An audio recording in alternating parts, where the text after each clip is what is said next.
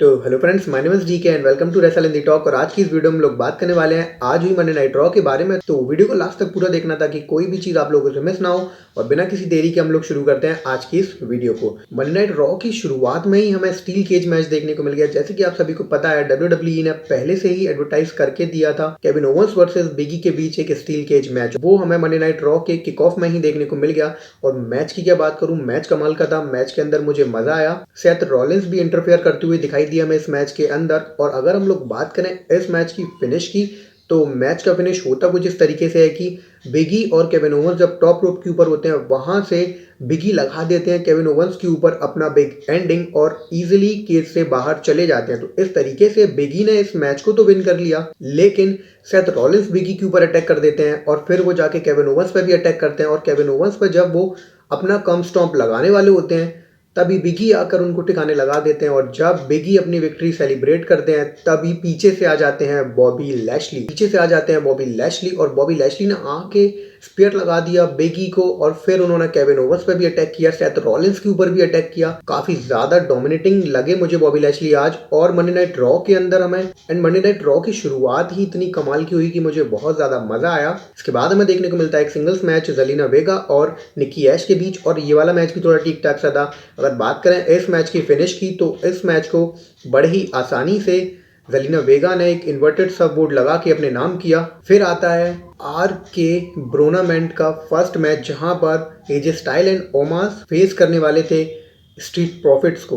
और ये वाला मैच अच्छा था। मैच के अंदर आप लोगों को मजा तो आएगा ओमास और एजे स्टाइल्स को देखकर, लेकिन कहीं ना कहीं इस मैच ने आज हमें ये बता दिया कि एजे और ओमास के बीच चीजें सही नहीं चल रही हैं। क्योंकि जब एजे स्टाइल्स इस मैच को फिनिश करने वाले होते हैं, तभी ओमास अपने आप को टैग कर लेते हैं। वो रिंग के ऊपर जा ही नहीं पाते क्योंकि वो स्ट्रीट प्रॉफिट के बंदों को मारने लगते हैं रिंग के बाहर ही।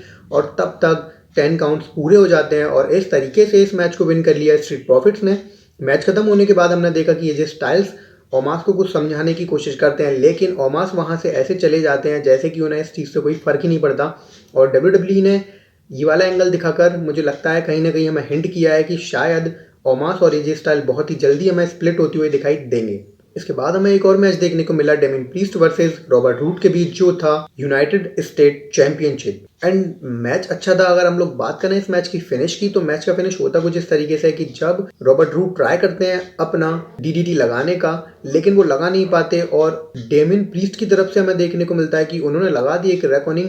उसके बाद 1 2 3 और इस मैच में विन कर लिया डेमिन प्रीस्ट ने और अपने US टाइटल को भी रिटेन कर लिया। मैच खत्म होने के बाद हमने देखा कि डॉल्फ जिगलर पीछे से आते हैं और एक सुपर किक लगा देते हैं डेमिन प्रीस्ट को। तो कहीं ना कहीं हमें अब ये चीज़ भी समझ में आ गई कि हमें नेक्स्ट मंडे नाइट रॉ पर Dolph Ziggler versus Damian Priest का एक मैच देखने को मिलेगा यूनाइटेड स्टेट चैंपियनशिप के लिए। इसके बाद हमें देखने को मिलता है एक और singles match Bianca Belair versus Doudrop के बीच। और मैच ये भी ठीक ही था।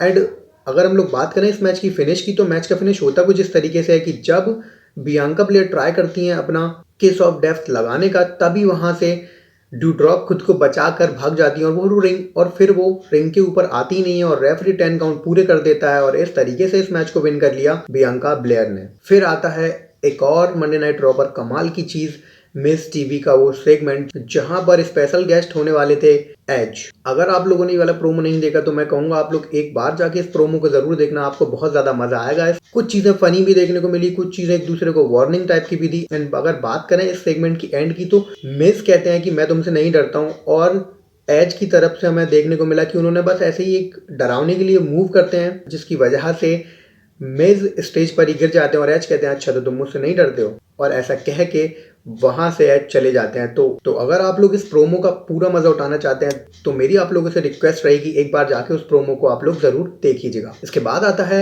आर के ब्रोनामेंट का एक और मैच, जहां पर रे मिस्टेरियो और डोमिनिक मिस्टेरियो फेस करने वाले थे अल्फा अकेडमी को। एंड अगर हम लोग बात करें इस मैच के विनर की, तो इस मैच को विन कर लिया रे मिस्टेरियो और डोमिनिक मिस्टेरियो ने। इसके बाद हमें देखने को मिलता है एक और singles match Finn Balor versus Steve R के बीच। और ये वाला मैच भी अच्छा था, लेकिन ये मैच थोड़ा शॉर्ट सा था।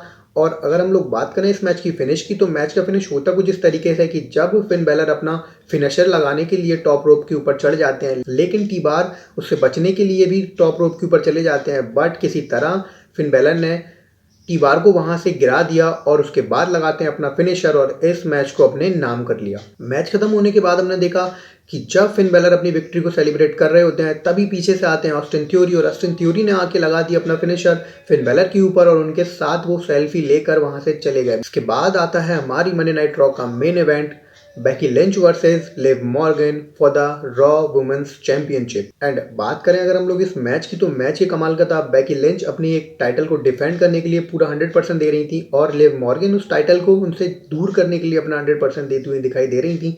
लेकिन अगर हम लोग बात करें इस मैच की फिनिश का तो मैच का फिनिश काफ़ी शॉकिंग था, क्योंकि आप में से काफ़ी सारे लोगों को ये लग रहा होगा कि आज शायद लिव मॉर्गन बेकी लिंच को हराने वाली हैं, बट फिनिश देखकर आप लोगों को कहीं ना कहीं ज़्यादा मज़ा नहीं आया होगा जो भी लिव मॉर्गन के फ़ैन हैं उनके लिए, क्योंकि बेकी लिंच ने इस मैच के अंदर रोल अप के थ्रू और बेकी लिंच ने इस मैच को अपने नाम कर लिया और हरा दिया लिव मॉर्गन को। और इस तरीके से बेकी लिंच इस मैच के अंदर लिव मॉर्गन को एक क्लीन हराती तो मुझे और ज़्यादा खुशी होती, लेकिन बेकी लिंच अभी एक हील है और हील पर ये सारी चीज़ें सूट करती हैं, इसलिए मुझे इस चीज़ से ज़्यादा कुछ प्रॉब्लम नहीं है। हो सकता है आप लोगों को प्रॉब्लम हो, बट इसमें हम लोग ज़्यादा कुछ नहीं कर सकते। आज की इस वीडियो में इतना ही। वीडियो अगर पसंद आया देन लाइक के बिना तो कहीं मत जाना, चैनल को कर लो सब्सक्राइब।